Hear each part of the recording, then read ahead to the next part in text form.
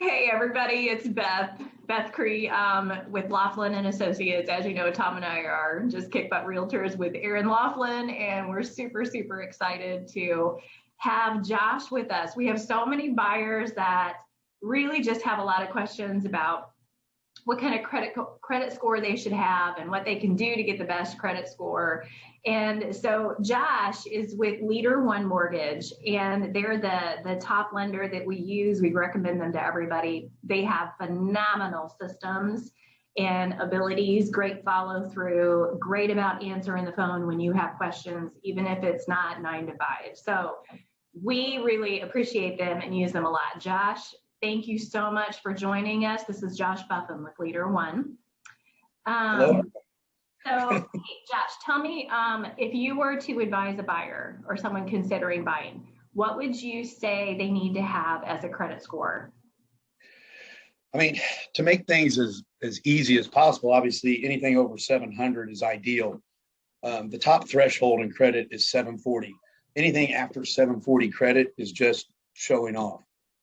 So once you get to 740, you access the top programs and top rates available.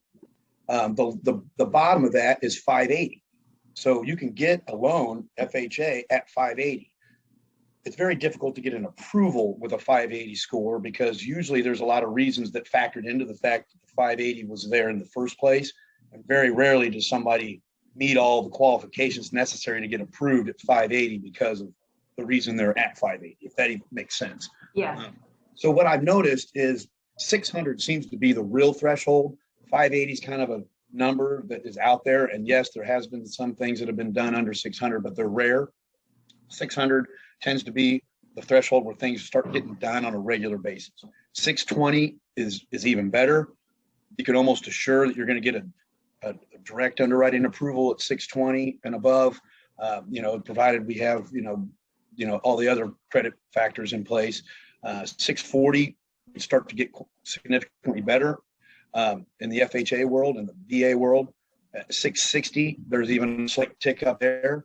At 680 is when you start to see the conventional stuff come in, because you can do a conventional down to the mid sixes, but the problem is the mortgage insurance, which is another thing, is super high because it's a higher risk.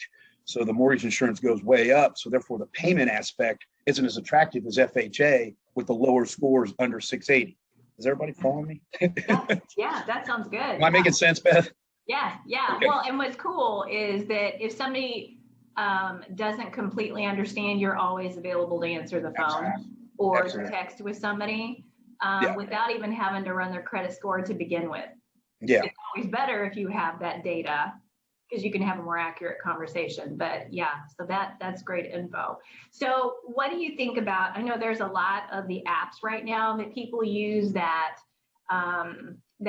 talk about or share what the credit score is. What are you seeing with those? Are those showing up as accurate, or are you seeing different? There's a variety of different applications out there that monitor, track your credit, give you ideas about how to improve your score. And for the most part, they're beneficial. But everybody needs to keep in mind that they are an advertisement for another company. There's a company behind that that's making money, usually off credit cards. And so those scores are mainly indicative of what it might qualify or what it looks like to get their credit card or whatever's available on their platform. Really? So what we notice when we run the tri-merge, which is all three bureaus together, that we're usually 30 to 50 points lower than what they're showing on their application. Now, it's not every time. They're not every time that way, but it seems to be a consistent thing.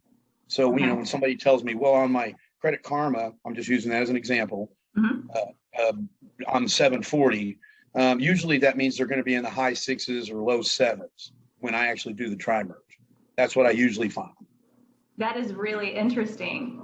Okay. Well, because I wondered that, because I've had some buyers that thought their credit was at a certain point, and then when their credit was actually run by all three bureaus, it was different, and it took them by surprise. So that's really interesting to hear how that's working.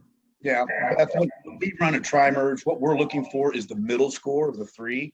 Okay. So we may have one score that's at a 710, another score that's 680, and another score that's 650. Well, 680 is the score that we're going to use. So, and that could be on any one of the bureaus. It could be on TransUnion, Equifax, it could be on any of them. Doesn't matter which one. It's just going to be the middle one. Okay. Okay. So if somebody wanted to raise their credit score, what are some simple things that the average person could do to either maintain their credit score or to improve it? Well, the number one thing is always pay your bills on time.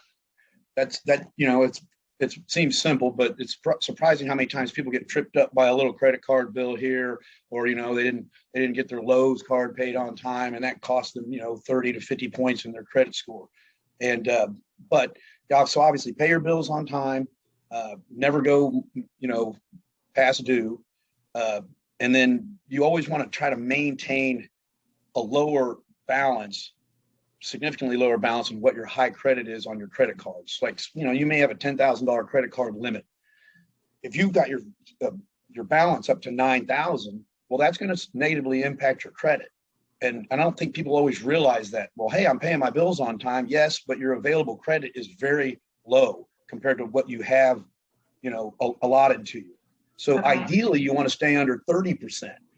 So if you've got a $10,000 card limit, pretend like it's a $3,000 card limit and just operate in that $3,000. Make sure you're paying it regularly. You want to maintain some kind of balance on it, because activity also gives you a boost. Some people pay off their credit card and they have it at zero, and they've got these credit cards that are all at zero. Well, they're not doing anything for their credit, because what banks like to see, they like to see activity with responsibility. So just always remember that. Okay, great. Okay. That's fantastic. Okay. So if somebody has more than one credit card, is there something with that they should do differently? Should they take down the number that they have, or what? For me personally, I like to keep, 2 or 3 credit cards, no more than that. But having 10 credit cards doesn't negatively affect your credit. Okay. It's just, what are your balances on all of them? So you need to maintain roughly 30% or below on all your credit cards to get the credit boost that you want. So, for me, it's easy to maintain 3 cards. 10 cards, be hard to have all those. But, and that's ripe for a lot of different problems that could occur having that many credit cards. So, I see both scenarios. It seems like the people that have a few credit cards that they manage well, that have high balances, that they keep really low, those people get the most credit boost.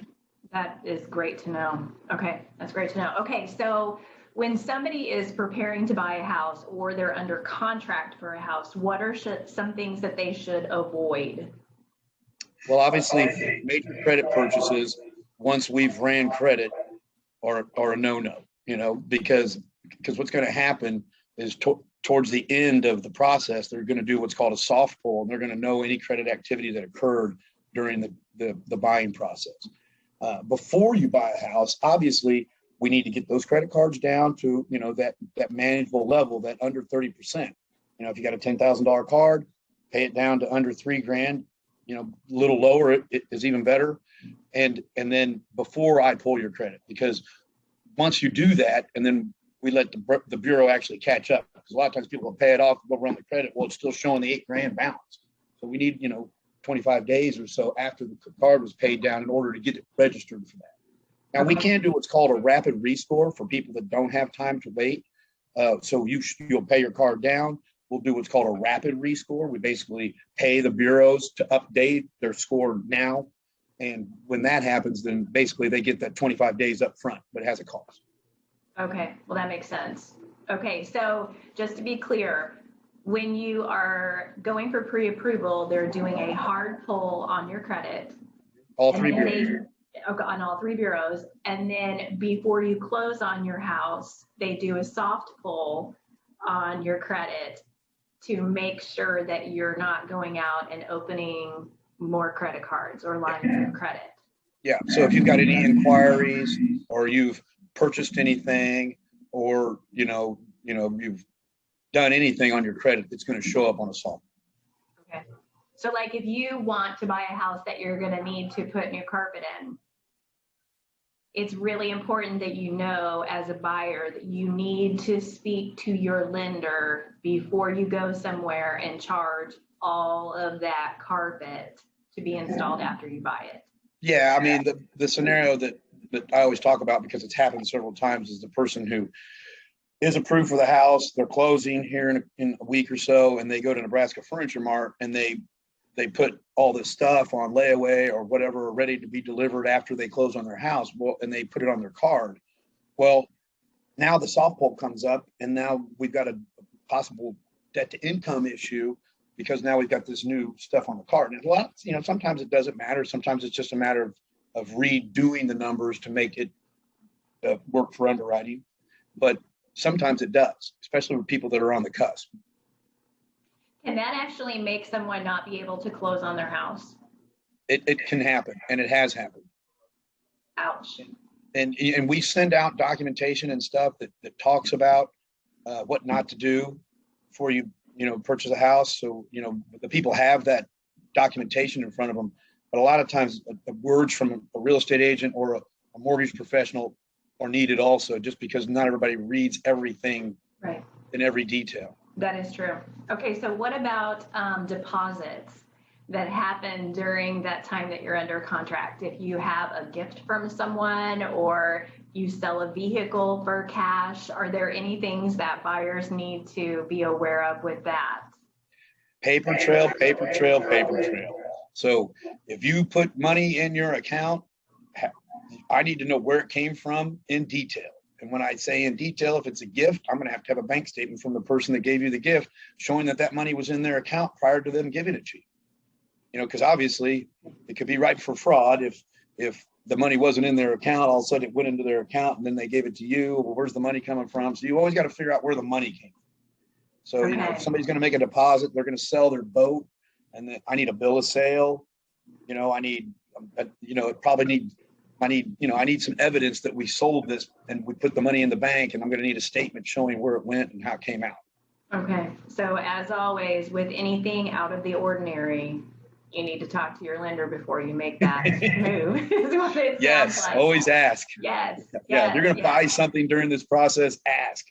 Okay. Josh, you have been so very, very helpful. Thank you so much. And friends, I'm telling you, Josh will really be available for you. Anytime I call him, he's available. And that's what's really cool about working with Leader One. They are not 9 to 5 people. And in real estate, we can't work with people who just work 9 to 5 because real estate does not happen during the business hour normally. So Josh, thank you so much. I greatly appreciate your help. Well, Beth, just know this. Customer service begins with availability. Yeah, it does. Amen. Yeah, and it will cost you a contract on a house if we don't have a lender who will be available when we need them. So thank you. Anytime.